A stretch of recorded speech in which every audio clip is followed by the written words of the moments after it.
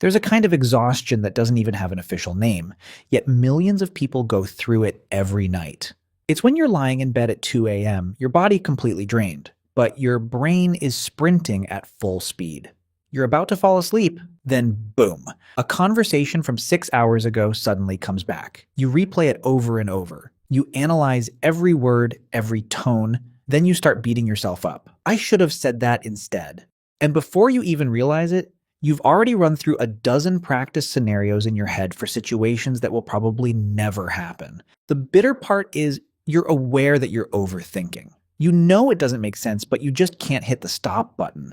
It's like your brain has 50 tabs open at once, and every single one is blasting sound at full volume. People look at you and throw out the usual advice, just stop thinking, relax.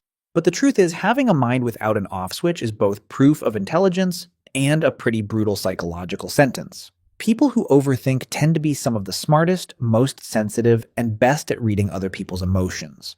But if this really is a gift of intelligence, then why does it drain you so completely? The line between sharp insight and self-destruction is incredibly thin. Today we're going to break down what's actually happening inside an overthinking brain, and how you can take back the steering wheel of your mind. Welcome back, I'm Apex. Let's get started. To solve a problem, you first have to call it by the right name. In psychology, this isn't simply called overthinking. There's a more precise clinical term for it: maladaptive rumination. This is when your mind gets stuck, endlessly chewing over the same old thought patterns, especially when you're dealing with uncertainty, past events you can't change, or complicated social situations. A lot of people, even those around you, might say things like, "You're too sensitive," or "You're overreacting, that's why you worry so much." But science doesn't agree with that kind of shallow judgment. Research from Yale University and the University of Michigan has consistently shown the exact opposite. You don't ruminate because you're weak. In most cases, you do it because your brain has an exceptionally strong ability for pattern recognition. Your nervous system is like a high-tech military radar. It's always scanning, always processing, always searching for hidden meaning beneath the surface of every situation. Your problem has never been a lack of intelligence. The problem is this radar system never gets the signal that says, "All clear, power down." From a neuroscience perspective, the key player here is the prefrontal cortex. Think of it as the powerful CEO in charge of planning and logical thinking. In a typical brain, this CEO hits the brakes to calm down panic signals from the amygdala. But when you're stuck in an overthinking loop, this CEO gets overwhelmed and loses control. Instead of staying in charge, it gets swept away by endless internal chatter from a background system called the default mode network, DMN. This combination creates a mind that's basically always online. You're constantly reviewing everything that already happened, while also drafting responses for conversations that haven't even happened yet. Your brain is like a Ferrari with a powerful V8 engine, but your foot is stuck on the gas while the car is in neutral.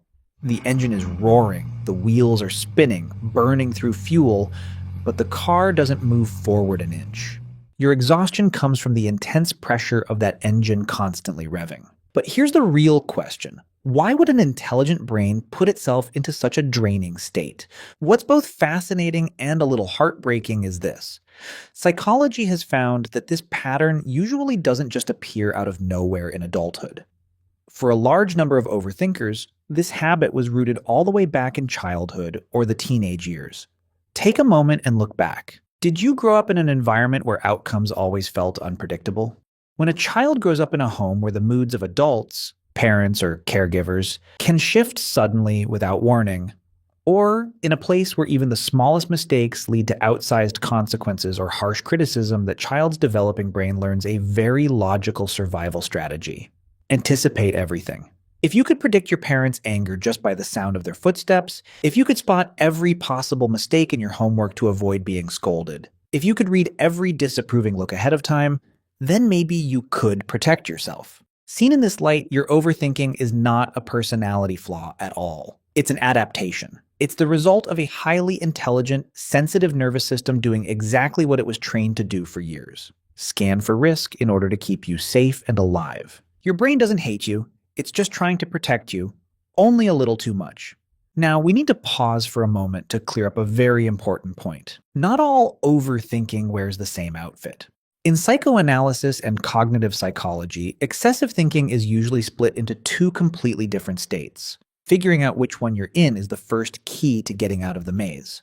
The first state, reflective rumination.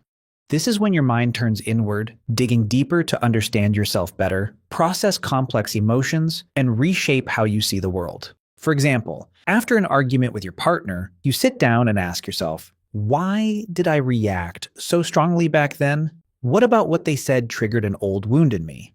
How could I communicate better next time? When kept in balance, reflective rumination is actually a superpower. It's the source of high emotional intelligence, sharp self-awareness, and deep empathy. It helps you grow. The second state, brooding rumination. This is the real silent killer that slowly crushes your life. Unlike reflective thinking that moves toward solutions, brooding is completely passive. You get stuck in the problem, drowning yourself in regret and unanswerable questions.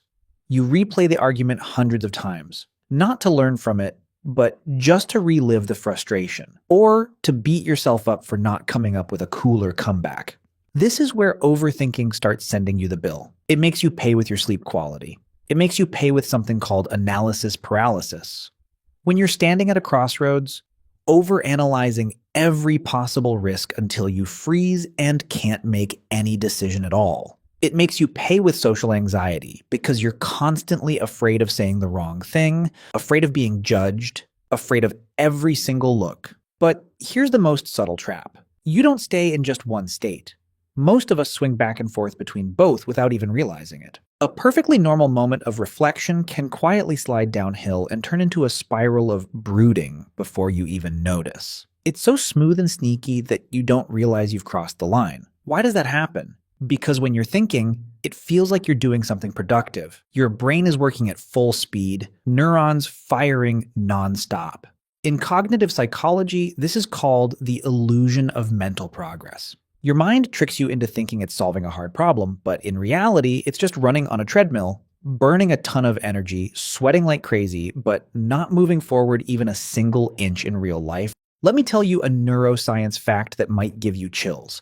Do you know why you can't just force yourself to stop thinking? Why every time someone taps your shoulder and throws out the usual advice, hey, just stop thinking about it, relax, it makes you feel so annoyed? It's not because they're wrong, it's because it's unrealistic. The truth is, your brain is being driven by dopamine. Dopamine is usually known as the reward or feel-good chemical. But here's something most people don't realize. Your brain releases small amounts of dopamine during the process of problem solving, even when those problems are completely imagined. So every time you run a scenario in your head, every time you analyze every angle of a possible risk, every time you build a sharp argument to win against your boss in your imagination, your brain is actually rewarding itself.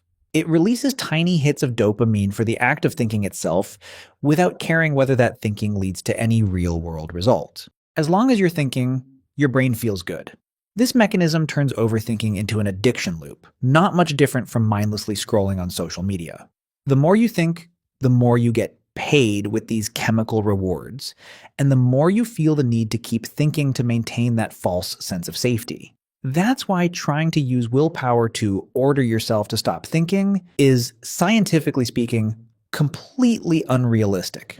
You can't fight a system that has such a strong chemical drive to keep the habit going.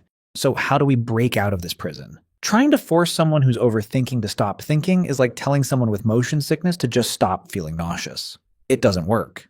Top therapists around the world, when working with people who struggle with chronic overthinking, don't waste time trying to shut down their thoughts. The real goal of therapy is to help you change your relationship with those thoughts. To do that, I want you to start practicing 2 core techniques drawn from acceptance and commitment therapy and somatic experiencing. Tip number 1, cognitive diffusion. Imagine your anxious thoughts as a pair of virtual reality goggles pressed tightly against your eyes. When you're wearing them, you believe the disaster playing inside is real. You become fused with your thoughts. Cognitive diffusion is the act of taking those goggles off, holding them in your hands, and realizing, oh, this is just a video playing, not my real life. In practice, it's about adjusting your inner language. Instead of getting pulled into a label like, I'm a total failure, take a step back, create a little mental space, and say to yourself, I'm having the thought that I'm a failure. Do you see the huge difference? When you add the phrase, "I'm having the thought," you instantly separate yourself from that toxic stream of thinking. You take away its absolute power. You're no longer a victim being swept away by the current. You've stepped onto the shore, watching the current flow. This small shift helps move blood flow and neural activity away from the amygdala, the center of panic and emotional reactivity, and back to the prefrontal cortex, the center of logic and awareness. You're letting your brain understand this is just raw data being processed, not a life sentence for who you are. Tip number 2, update the safety signal for your central nervous system. At its core, overthinking happens because your nervous system is still running on old survival software from the past, always assuming the world around you is full of danger. That's why you can't use logical thinking to convince it to relax. You have to use the language of the body to retrain it.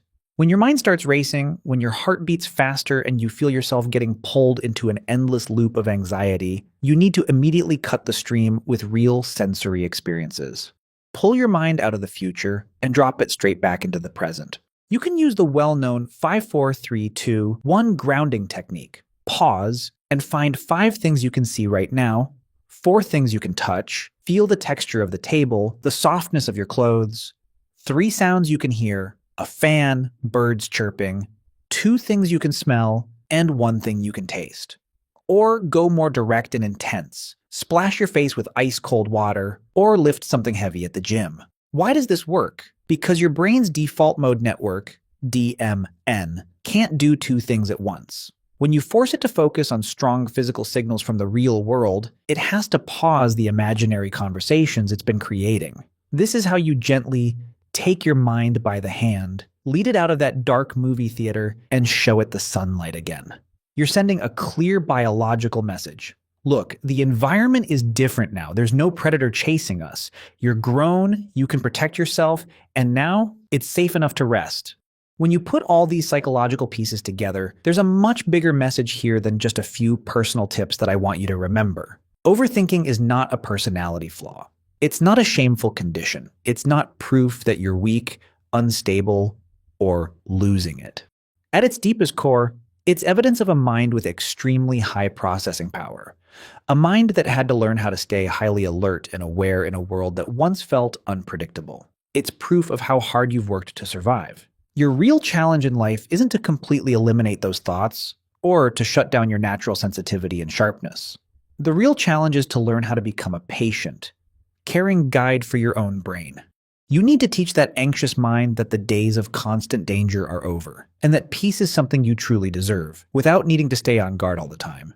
And maybe the most human part of all this is that every one of us carries cognitive patterns and emotional scars shaped by experiences we never chose.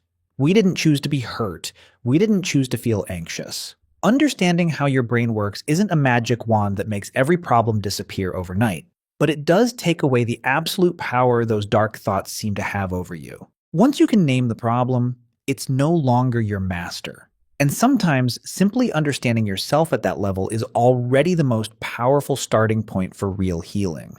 So after breaking down all these hidden psychological patterns, where do you find yourself most often? Do you lean more toward constructive reflection, or do you get pulled into negative brooding? Are you ready to try separating yourself from your thoughts using the diffusion technique? Feel free to share your story and your perspective in the comments. I'm here to read and understand with you. If today's video helped you let go of even a small part of that invisible weight, or gave you a more compassionate view of yourself, go ahead and hit like and share it with your friends or coworkers who you know are also quietly fighting battles in their own minds every night. Your small act of sharing today might be the lifeline someone else needs at just the right moment. I am Apex. Don't forget to subscribe and turn on notifications so we can keep exploring the darker but fascinating corners of psychology together. Thank you for spending your valuable time all the way to the very end. Live fully in the present, and goodbye for now. See you in the next video.